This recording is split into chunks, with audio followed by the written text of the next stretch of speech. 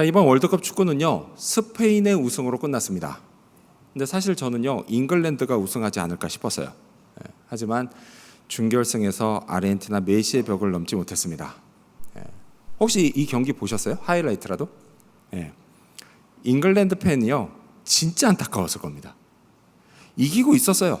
거의 다 이겼는데 이 마지막 10분을 버티지 못하고 동점이 되고 역전을 당했습니다. 진짜 안타까웠겠죠. 축구에서 역전패 당하는 거요, 진짜 안타까운 일입니다. 근데 여러분, 이보다 더 안타까운 일이 있습니다.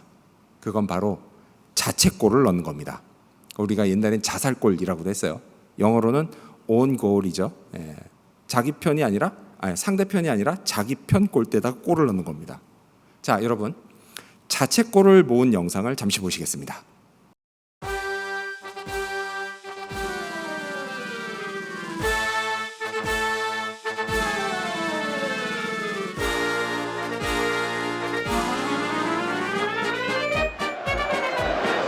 To have a shot this time. Suarez, Gerrard, Suarez, Brezovan.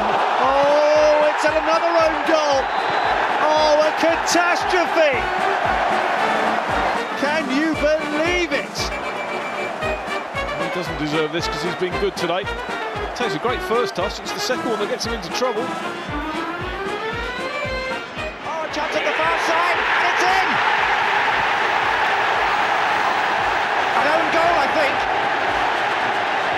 I think it was Des Walker actually got the last touch. It went in off a Forest player, and Spurs are in the lead for the first time in this cup final.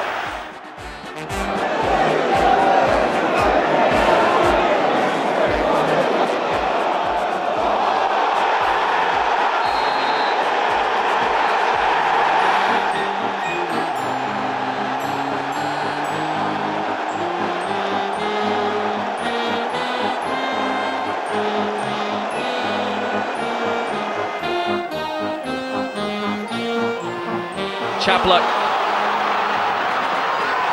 Oh, it's an own goal! Jimmy Traore's put through his own net in comic style, and Burnley lead Liverpool by a goal to nil.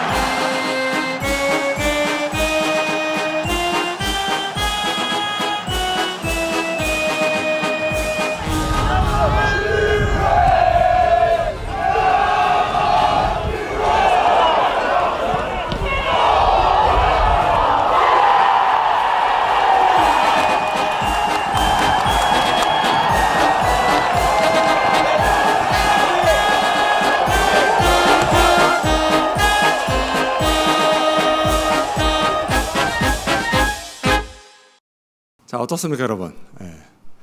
여러분이 보실 때 자책골 넣은 선수가 열심히 했나요, 안 했나요? 열심히 했죠. 정말 최선을 다해서 진짜 열심히는 했습니다. 자, 근데 문제는 그 열심히 잘못된 방향으로 갔다라는 겁니다. 그래서 그 결과 자책골이라고 하는 안타까운 결과를 낳고 말았습니다. 여러분, 저의 그 생활 모토 중에 하나가 열심히 살자입니다. 열심히 사는 게 참 중요하죠. 근데 저만 그런 게 아니라 우리 한국인들은 다 열심히 사는 걸 중요하게 생각합니다.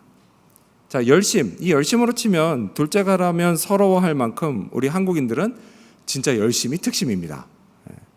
근데 먹고 사는 일상만 그런 게 아니죠. 종교 생활도 그렇습니다. 우리 한민족은요, 유사 이래로 종교심이 깊기로 유명한 민족입니다. 그래서 종교 생활을 참 열심히 합니다. 불교 신자도 그렇고요, 기독교 신자들도 그렇습니다. 참 열심히 합니다. 하지만 여러분, 이런 열심이요, 늘 좋은 결과로 이어지는 건 아닙니다. 열심히 때로는 잘못된 방향으로 나가서 문제를 일으키기도 합니다. 자, 그런데 그 문제가요, 뭐 한 개인의 문제로 끝날 수도 있어요. 끝날 수도 있지만 그렇지 않고 교회 공동체 전체의 문제로 이게 커질 수도 있습니다. 자, 사람들이 가끔 하는 말 중에 이런 말이 있어요. 그 교회 요즘 좀 시끄러워. 이런 말이 있어요. 무슨 의미예요? 누가 문제를 일으켰다는 겁니다. 자, 그런데 여러분 한번 잘 생각해 보세요. 교회를 시끄럽게 만드는 사람 중에요, 초신자는 거의 없습니다. 대부분 교회를 좀 다닌 사람이죠. 그것도요, 열심히 다닌 사람입니다. 자기 나름대로 신앙생활을 열심히 한다고 하는 사람이에요. 참 희한하죠. 보면 안 그럴 것 같은데 꼭 그렇습니다. 자, 그럼 여러분, 그 열심이 잘못됐을까요? 그렇지 않아요. 여러분, 신앙생활에 열심이 없다면 오히려 그게 문제입니다. 그러니까 사실 열심 자체는 아무 문제가 없어요. 진짜 문제는 그 열심이 잘못된 방향으로 갔다는 겁니다. 열심히 가기는 했는데 하나님의 기대와는 전혀 다른 방향으로 갔다라는 거예요. 하나님이 아니라 다른 쪽으로 열심히 갔다라는 거예요. 그래서 하나님에 의해서 점점 멀어졌다라는 겁니다. 근데 여러분, 이와 똑같은 잘못을 유대인들이 합니다. 종교적 열심으로 치면요, 유대인들은 둘째 가라면 서러워할 만큼 참 대단합니다. 지금만 그런 게 아니고요, 성경 로마서가 쓰여질 당시에도 마찬가지였어요. 하지만요, 이들의 열심은 하나님이 기대하시는 방향으로 가지 않았습니다. 다른 방향으로 갔어요. 그 결과 그 대단한 열심이 그들로 하여금 하나님에 의해서 점점 멀어지게 만들었습니다. 바울은요, 이런 잘못을 하고 있는 자기 동족 유대인들이 너무 안타까웠어요. 생각하면 너무 슬프기까지 했습니다. 그래서 기도했습니다. 그들이 하나님의 의를 향해서 올바른 열심을 내고 구원을 받을 수 있게 해달라고 간절히 기도했습니다. 오늘은 이 이야기를 함께 살펴보고자 합니다. 자, 그렇다면 잘못된 열심으로 실패한 유대인들을 통해 우리가 얻어야 할 교훈은 과연 무엇일까요? 우리의 믿음은 과연 무엇을 따른 믿음이어야 할까요? 그리고 구원받은 자에게 필요한 열심, 그 진정한 열심은 과연 무엇일까요? 먼저 첫 번째로 우리가 얻어야 될 교훈은 올바른 지식을 따라 믿어야 한다는 것입니다. 먼저 첫 번째 교훈은 올바른 지식을 따라 믿어야 한다는 것입니다. 여러분, 유대인들은요, 율법을 열심히 행하는 게 하나님께 열심을 내는 거라고 믿었습니다. 이런 사람들을 뭐라고 부르죠? 율법주의자라고 부릅니다. 자, 로마서를 기록한 바울도요, 전에는 율법주의자였습니다. 그것도 아주 독실한 율법주의자였습니다. 하지만요, 예수님을 믿으면서 완전히 달라졌어요. 그리고 그는 유대인들에 대해서 이렇게 증언합니다. 2절, 여러분 성경 보시면서 읽겠습니다. 자, 2절 시작. 내가 증언하노니 그들이 하나님께 열심히 있으나 올바른 지식을 따른 것이 아니니라. 자, 유대인들이 열심히 있긴 하지만 올바른 지식을 따르진 않았다라고 증언합니다. 여러분, 여기서 올바른 지식은요, 율법의 본질을 제대로 이해한 지식, 이걸 말합니다. 자, 그렇다면 율법의 본질이 뭘까요? 다시 말해서 율법의 역할이 뭘까요? 여러분, 율법은요, 하나님의 의가 뭔지를 인간에게 보여주는 역할을 합니다. 자, 그럼 율법이 보여주는 대로 지키기만 하면 하나님의 의에 이를 수 있겠네요? 맞아요. 이룰 수 있습니다.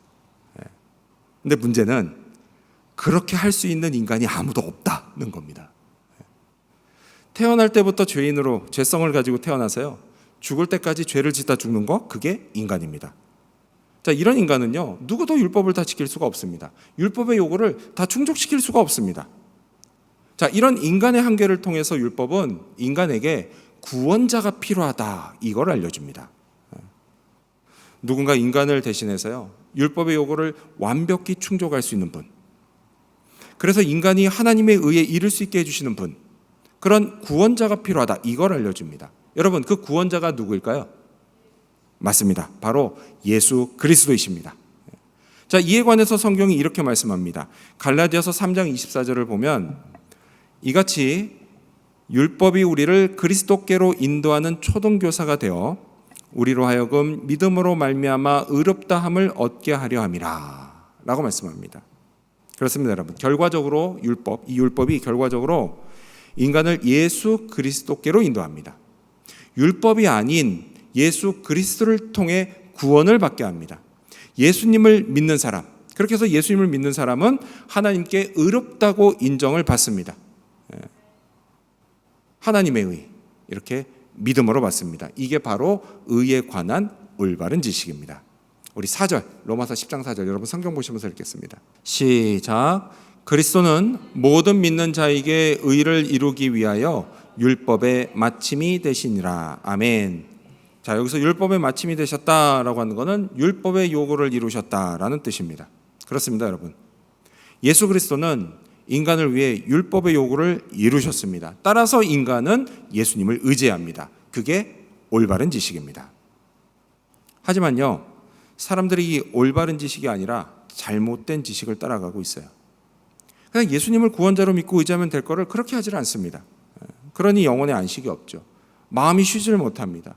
뭔가 늘 결핍을 느끼고 갈증을 느껴요. 참 안 됐습니다. 너무 안타까운 일이죠. 그래서 따라서 여러분, 만약 여러분 주변에 그런 사람이 있다라고 한다면 꼭 이렇게 말해 주십시오. 예수님을 믿으면 됩니다. 라고요. 예수님을 믿으면 된다고. 자, 근데 그렇게 말하면 잘 믿나요? 잘 안 믿죠. 안 믿어요. 근데 여러분, 잘 안 믿는 건요, 유대인들도 마찬가지였습니다. 바울이요, 예수님을 믿으라고 그냥 아무리 말을 해도 잘 안 믿었어요. 예수님을 의지하지 않았습니다. 그러면서 여전히 율법을 지켜서 하나님에 의해 도달하려고 했어요. 그래서 열심을 냈지만 여러분, 그건요, 헛된 열심이었습니다. 소용없는 열심이었어요. 근데 여러분, 이런 유대인들에게 특징이 있었습니다. 이어서 3절 읽겠습니다. 3절 시작. 하나님의 의를 모르고 자기 의를 세우려고 힘써 하나님의 의에 복종하지 아니하였느니라. 어떤 특징이요? 자기 의를 내세우려고 힘쓰는 특징이 있었습니다. 근데 여러분, 이런 모습이요, 오늘날 교인들에게서도 발견이 돼요. 물론 처음부터 자기 의를 내세운 사람 없어요. 처음에는 다 어떻게 합니까? 다 하나님께 은혜를 받아요. 그래서 그 은혜에 감사하는 겸손한 자세로 그리스도인의 새로운 삶을 시작합니다. 자, 그래서 끝까지 그렇게 가면 참 좋은데 그러지를 않고 교인들 중에 일부가 시간이 지나면서 점점 자기 의를 내세우는 잘못된 방향으로 간다라는 거예요. 그들에게는요, 자기 공로를 자랑하는 특징이 있습니다. 그래서 자주 이런 말을 해요. 나는 교회 다닌 지 오래됐어. 설교도 많이 들었어. 성경도 좀 알아. 봉사도 많이 했어. 이런 말을 자주 해요. 근데 물론 여러분, 이게 무조건 나쁘다는 건 아니에요. 교회를 오래 다니고요, 설교를 많이 듣고요, 성경도 좀 알고 봉사도 하는 거 나쁜 거 아닙니다. 오히려 권장할 일이죠. 너무 안 해서 문제지. 근데 문제는 뭐예요? 이런 게 자기 공로와 자기 자랑이 되는 순간 자기도 모르게 자기 의를 내세운다라는 거예요. 그래서 어떻게 합니까? 남들을 너무 쉽게 정죄합니다. 자기 의가 강하다 보니까 모든 게 다 자기가 기준이에요. 자기 생각, 자기 판단이 기준입니다. 그러면서 남들이 여기에 못 미친다 생각하면 틀렸다고 생각해서 정죄하기 시작합니다. 근데 여러분, 그걸요, 그냥 자기 마음속으로만 하고 말면 그나마 좀 나아요. 근데 그러지 않고 어떻게 합니까? 꼭 남들 귀에 다 들리는 말로 합니다. 가시도 친 말로 하죠. 막 상처 주는 말로 하죠. 이런 사람에게 남들이 가까이 오고 싶어 하겠습니까? 오고 싶어 하지 않죠. 점점 멀어집니다. 하나님도 멀어지십니다. 정확히 말하면요, 그 사람이 하나님에게서 멀어집니다. 여러분, 이게요, 자기 의를 내세우는 사람의 안타까운 결말이에요. 3절을 다시 보면요, 하나님의 의를 모르고 자기 의를 세우려고 힘써 하나님의 의에 복종하지 아니하였느니라 라고 말씀합니다. 자기 의를 내세우는 사람은요, 하나님의 의에 복종하지 않습니다. 하나님을 두려워하지 않아요. 하나님이요, 말씀으로 자기 잘못을 깨닫게 하시고 뉘우치게 하시면 회개하고 다시 하나님이 기대하시는 모습을 회복하려고 해야 하는데 그러지를 않습니다. 그래서 계속 그러면 결국 어떻게 될까요?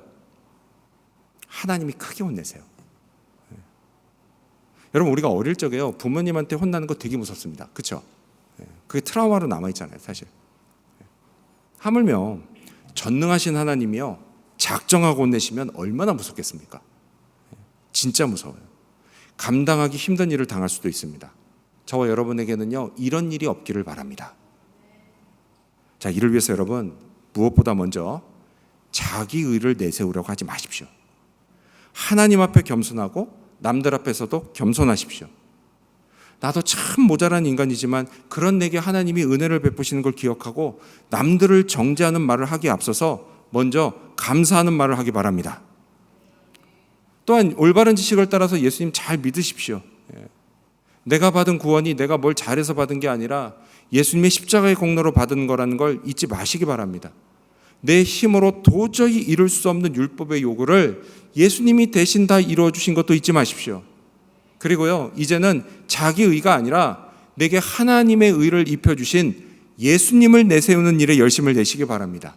참된 제자가 되어서 순종하는 일에 열심을 내시기 바랍니다. 바로 이것이 하나님이 우리에게 기대하시는 모습입니다. 이 사실을 믿으시기 바랍니다. 이러한 믿음으로 살아가는 저와 여러분이 되시기를 축원합니다. 자, 그렇다면 구원받은 자에게 요구되는 필요한 열심이 뭘까요? 두 번째로 믿음을 고백해야 합니다. 두 번째로 믿음을 고백해야 합니다. 여러분, 대개 사람들은요, 착하게 살면 천국에 간다고 믿습니다. 그래서 이걸 다른 말로 착하게 살면 구원을 받는다, 또는 의를 행해 의를 얻는다고 생각을 하죠. 그래서 이게 합당한 방법이라고 믿습니다.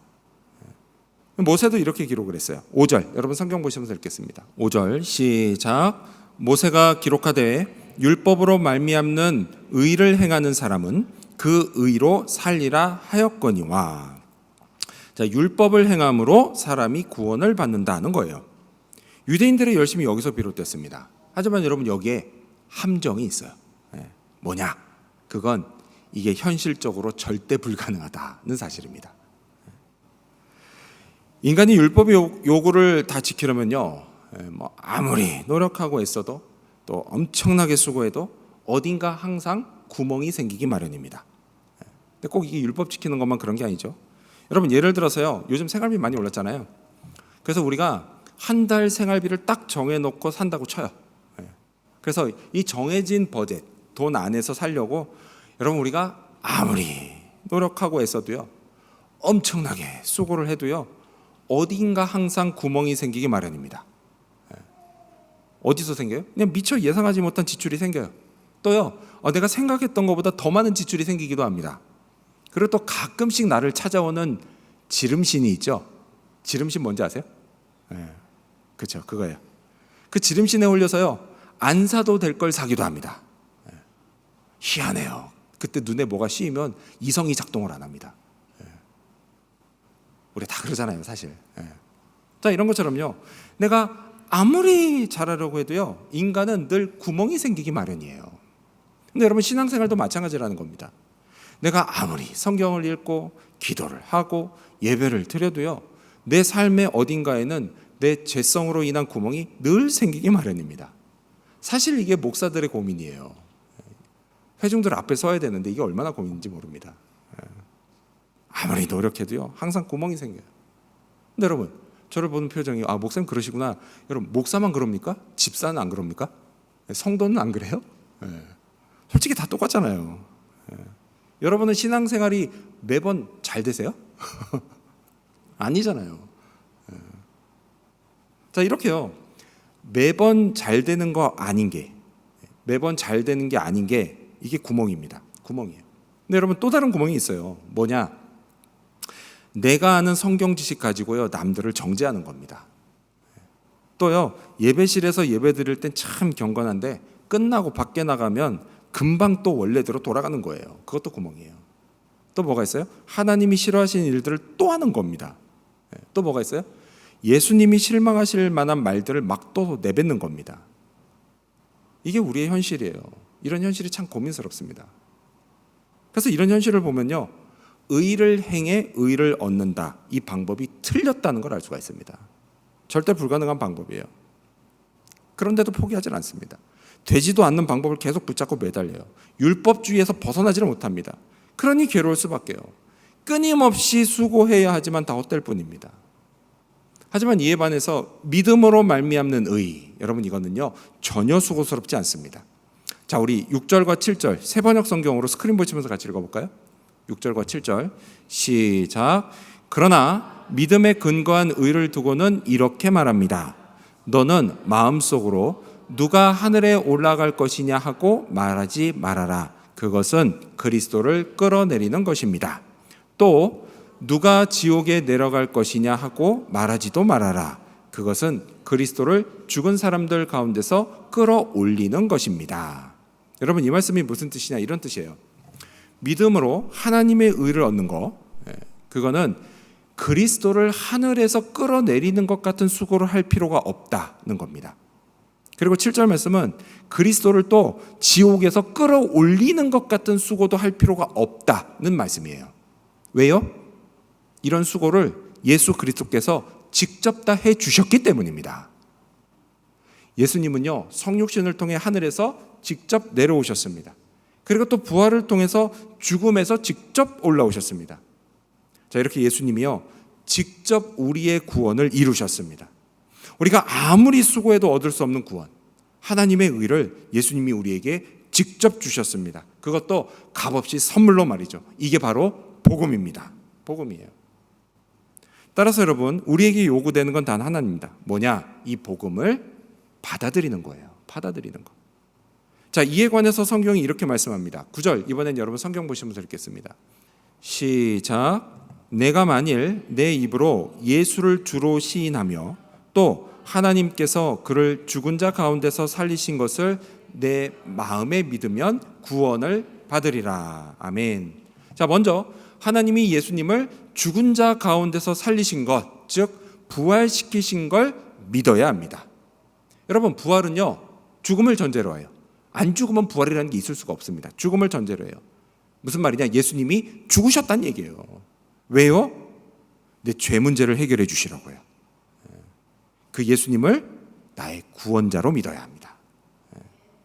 자, 이어서 성경이 또 이렇게 말씀합니다. 10절을 읽겠습니다. 10절. 시작. 사람이 마음으로 믿어 의에 이르고 입으로 시인하여 구원에 이르느니라. 아멘. 뭐라고 하죠?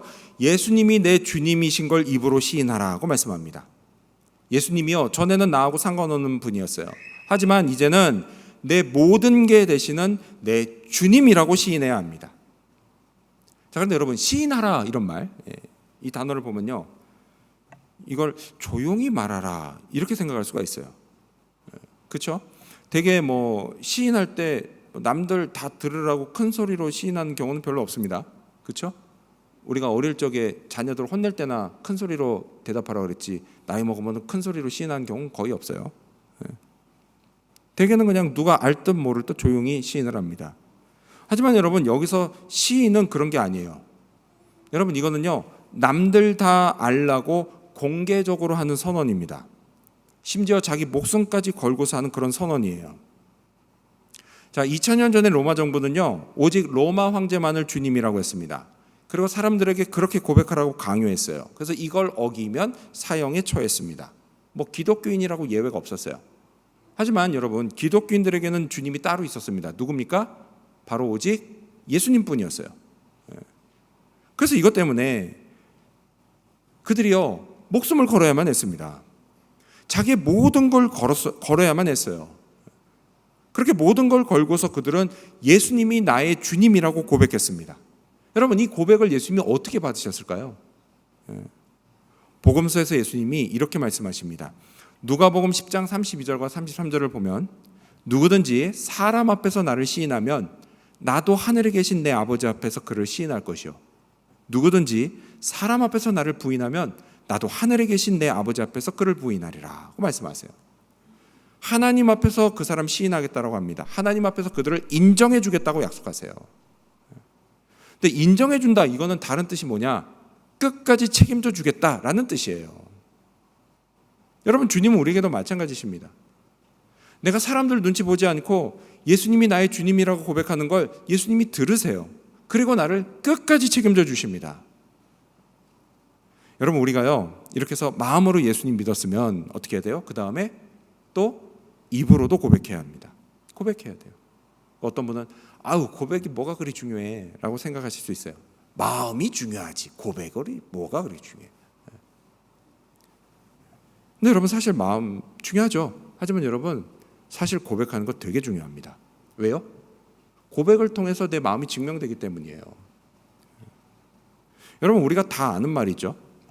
고백되지 않은 사랑은 사랑이 아니다 라는 말 다 압니다.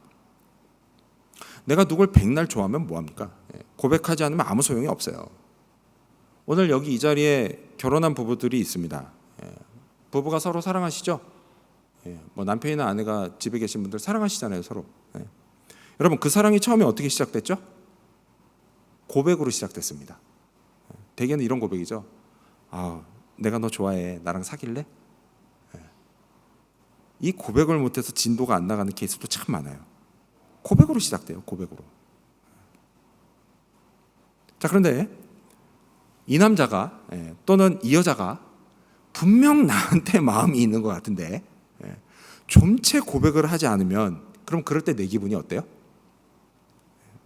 그런 일을 당해본 적이 없으셔가지고 표정을 보니까 가끔 그럴 때 있잖아요. 분명 저 여자가 혹은 저 남자가 분명 나한테 관심이 있는데 근데 왜 고백을 안 하지? 그럴 때 내 기분이 어때요? 괜히 서운해집니다. 괜히 서운해져요. 근데 여러분 어쩜 예수님도 마찬가지 아니실까요? 내가 예수님을 믿는 걸 또 사랑하는 걸 내가 좀채 고백하지 않으면 예수님도 서운해하실 겁니다. 또요, 내 남편이 또는 내 아내가 사람들 앞에서 나를 내 아내라고 또는 내 남편이라고 자신 있게 말하지 못하면 그러면 얼마나 서운합니까? 우리 청소년들, 우리 청년들은요, 얘가 나랑 사귀는 사람이야 라고 자신 있게 말하지 못하면 얼마나 서운합니까? 서운한 정도가 아니죠. 이거는 분노할 일입니다. 분노할 일. 근데 어쩜 예수님도 마찬가지 아니실까요? 여러분은 예수님이 부끄러우세요? 부끄러우세요? 부끄럽지 않죠? 그렇다면 여러분 고백하십시오. 내 고백을 통해서 내가 예수님을 믿는 사람이라는 걸 세상이 알아야 합니다. 주님은요, 우리가 믿음을 숨기는 걸 원치 않으세요. 드러내기를 원하십니다. 이를 통해서 죄로 어두운 이 세상에 예수님의 밝은 빛이 비춰지기를 원하십니다. 누구를 통해서라고요? 맞아요. 예수님을 구원자와 주님으로 믿는 바로 저와 여러분을 통해서입니다. 여러분 이 사실을 믿으시기 바랍니다. 혹시 자기 믿음이 약해서 고민되시는 분이 있으세요? 그러면요, 믿음을 더 적극적으로 고백하십시오. 그러면 그때마다 강해집니다. 그때마다 믿음의 능력이 나옵니다. 삶의 자리인 학교와 일터와 가정에서 말로뿐만이 아니라 행동으로도 고백하십시오. 그래서 어떤 중요한 결정과 선택을 할 때 내 주님이신 예수님이 이걸 어떻게 보실까? 과연 기뻐하실까를 생각하면서 하십시오. 그런 다음에 이걸 실행에 옮기십시오. 그래서 이런 일이 계속해서 반복되면 여러분의 삶의 모습이 여러분이 예수님의 제자라는 걸 증명할 것입니다. 이런 올바른 열심이 우리 모두에게 있기를 바랍니다. 이런 우리를 주님이 축복하십니다. 이 사실도 믿으시기 바랍니다. 이렇게 삶으로 믿음을 고백하는 저와 여러분이 되시기를 축원합니다. 구원받은 자에게 필요한 열심 뭘까요? 마지막 세 번째로 예수님의 이름을 전파해야 합니다. 마지막 세 번째로 예수님의 이름을 전파해야 합니다. 우리 13절 여러분 성경 보시면서 읽겠습니다. 시작. 누구든지 주의 이름을 부르는 자는 구원을 받으리라. 아멘. 자, 여기서 주의 이름을 부른다라고 하는 것은 주님을 의지한다 이런 뜻이에요. 주님을 의지한다. 그래서 나를 죄와 사망에서 건져달라고, 그래서 진심으로 예수님의 이름을 부르고 진심으로 예수님을 의지한 사람은 구원을 받습니다. 누구든지 다 구원을 받습니다. 여러분 이 하나님의 은혜를 감사하시기 바랍니다. 하지만 반대로요, 예수님을 의지하지 않고 이름을 부르지 않는 사람은 결코 구원받지 못합니다. 아무도 못 받습니다. 자, 성경에 계속해서 성경이 이렇게 말씀합니다. 14절 여러분 성경 보시면 읽겠습니다. 14절 시작. 그런즉 그들이 믿지 아니하는 일을 어찌 부르리요? 듣지도 못한 일을 어찌 믿으리요? 전파하는 자가 없이 어찌 들으리요? 아멘. 자, 이 성경의 이 14절 말씀의 순서를 좀 잘 보십시오. 먼저 뭐라고 하죠? 믿지 아니하는 일을 어찌 부르리요? 라고 합니다. 즉 누가 예수님의 이름을 부르기 위해서는 이보다 앞서서 예수님을 믿어야 합니다. 그렇죠? 자, 그리고 그 다음에 듣지도 못한 일을 어찌 믿으리요? 라고 합니다. 그렇죠? 예수님을 믿으려면 이보다 앞서서 예수님의 이름을 들어야 합니다. 자, 그리고 마지막으로 전파하는 자가 없이 어찌 들으리요? 라고 합니다. 그렇죠? 예수님의 이름을 들으려면 어떻게 해요? 이보다 앞서서 누가 예수님의 이름을 전파해 줘야 합니다. 그래서 이 세 가지를 역순으로 정리하면 14절은 이런 말씀이에요.